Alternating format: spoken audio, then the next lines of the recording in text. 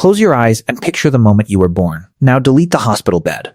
Delete the fetal monitor beeping steady in the corner. Delete the doctor's gloved hands, the sterile lights overhead, the emergency C-section waiting down the hall if anything went wrong. What's left is a woman, a fire, and whoever happened to be close enough to help. No epidural. No incubator.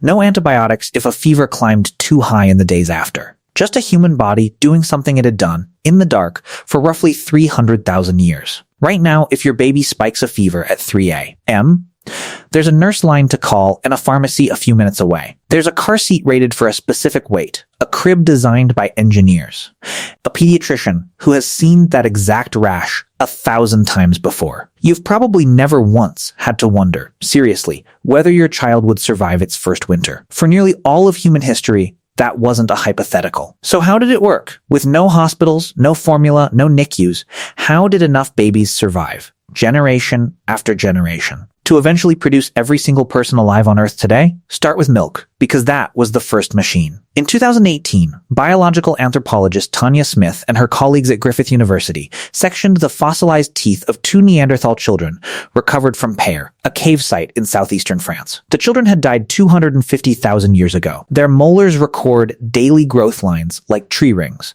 and buried inside those lines was a chemical timestamp, barium, a marker that spikes every time a baby nurses. The result, published in Science Advances, both children nursed for roughly 2.5 years before weaning. Not 2.5 months, 2.5 years. Almost identical to nursing lengths still measured in hunter-gatherer societies today. Milk wasn't a phase parents rushed through. It was the entire nutritional safety net, stretched out for as long as a mother's body could sustain it. The same teeth held a second story. Twice during the coldest months of each child's early life, their enamel recorded a spike in lead, the earliest documented lead exposure found in any hominin species, modern humans included. Winters were already hard on a Neanderthal toddler.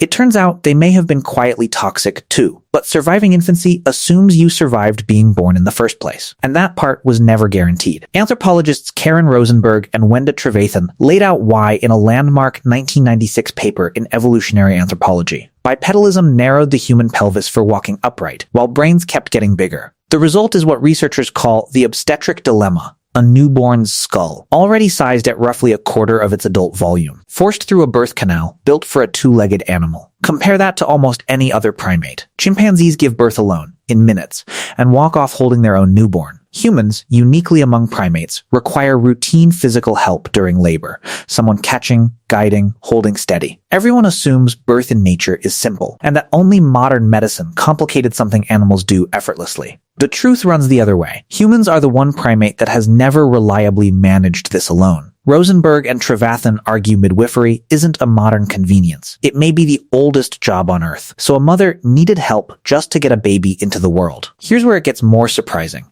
She needed just as much help keeping it alive afterward. Picture the exhausted, isolated new mother, holding her baby around the clock with no one else to hand it to. Delete that image too. It's mostly a modern one. In her 2009 book, Mothers and Others, primatologist Sarah Blaffer-Hrdy pulled together decades of research on hunter-gatherer childcare and identified something no other great ape does: cooperative breeding, where infants are routinely cared for by people who aren't their parents. Among the AKA foragers of Central Africa, fathers hold their 1 to 4-month-old infants roughly 22% of the time spent in camp, an extraordinary figure for a species where, in most other primates, fathers barely touch their young at all. By 18 weeks old, some infants in these communities spend more total time in the arms of non-parents than in their own mothers. Everyone assumes raising an ancient baby meant one exhausted woman doing everything a parent does today, minus the stroller. She was rarely alone at all. She had a rotating cast of aunts, older siblings, grandmothers, and near strangers who treated that baby as partly theirs too. And that community didn't just keep children alive. Sometimes, it seems, it made sure the weakest ones were remembered. In 2018, bioarchaeologist Eric Trinkhaus and colleagues published a detailed study in the journal Antiquity of a Burial Site at Sungir, Russia, first excavated by Otto Bader beginning in the 1950s and dated to roughly 34,000 years ago. 2 boys, about 10 and 12 years old, were buried head-to-head, covered in more than 10,000 mammoth ivory beads, each one taking over an hour to carve by hand. Their skeletons show clear signs of physical disability. One had short, bowed thigh bones, and the other likely struggled to eat solid food. A healthy 40-year-old man buried nearby at the same site received about 3,000 beads. The sick children were given more than 3 times the ornamentation of the able-bodied adult, their bodies dusted in red ochre, surrounded by carved mammoth spears and pierced fox teeth. Everyone assumes a harsh, resource-scarce world had no room for anyone who couldn't pull their weight. Actually, some of the most elaborately honored people archaeologists have ever uncovered were children who couldn't. So what does all of this add up to? Not one invention. Not fire, not shelter, not any single tool.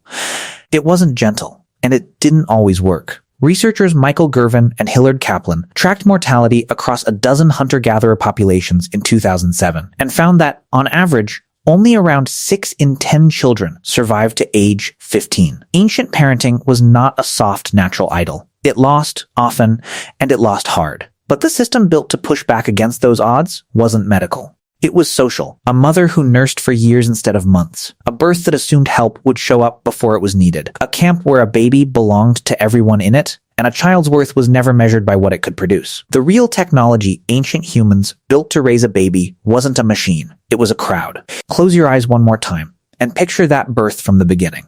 The fire, the woman, whoever happened to be close enough to help. Look closer now. It was rarely just one person. There's someone holding a torch, someone gripping her hand, someone already waiting to take the baby the second it arrives. You were born into a room built by machines, monitors, incubators, a doctor on call. For most of human history, a baby was born into a room built by people instead, and that room never really emptied out. Someone was always close enough to hear it cry. Every hospital on Earth is still just trying to rebuild, with wires and steel, what a village used to do for free.